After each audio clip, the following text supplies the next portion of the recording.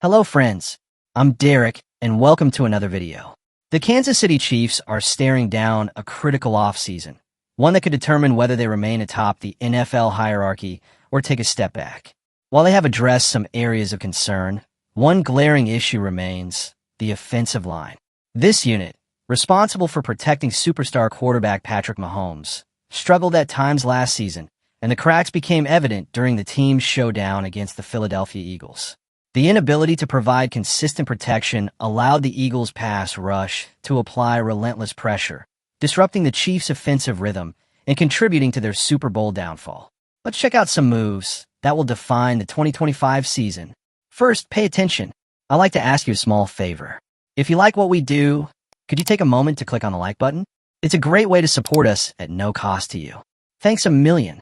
Offensive line remains a primary concern. The Chiefs have also made strategic moves to strengthen their defense. One of their most recent signings is veteran defensive tackle Jerry Tillery.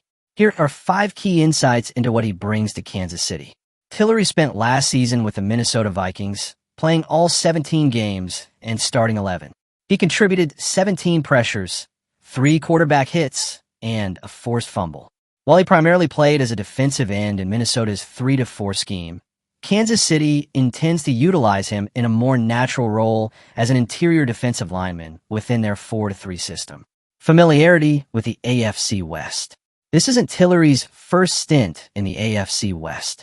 He previously played 3 full seasons and part of a 4th with the Los Angeles Chargers before making a mid-season switch to the Las Vegas Raiders in 2022. Over his time with the Chargers, he recorded 33 quarterback hits and 10.5 sacks in 54 games, with 29 starts. His brief tenure with the Raiders saw him log 25 appearances and 10 starts, reinforcing his deep familiarity with the division's competition. Versatile skill set.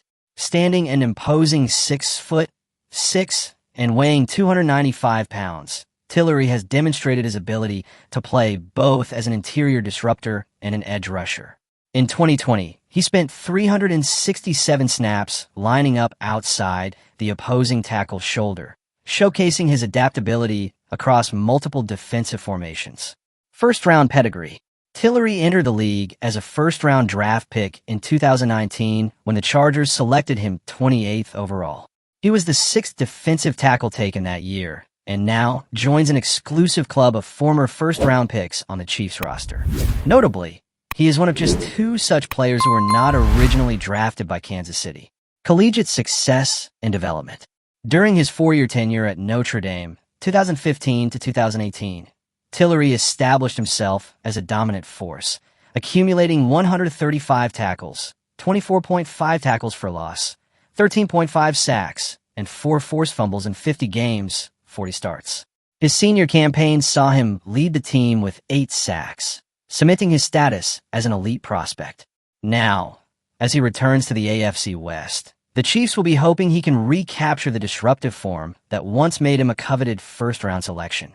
While much of the focus remains on shoring up the offensive line and reinforcing the defensive front, another major storyline looms: finding a potential successor to Chris Jones.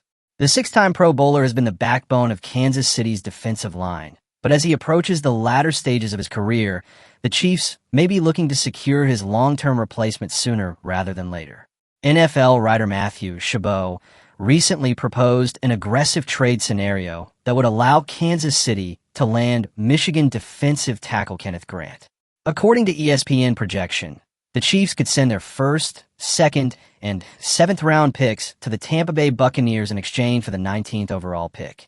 This move would position them to draft Grant, a 6'3", 340-pound powerhouse with a reputation for being an elite run stopper. Grant's 2023 season included 3 sacks and 6.5 tackles for loss, making him a perfect fit for a team looking to maintain a dominant interior presence. Pairing Grant with Jones would create a nightmare scenario for opposing offensive lines.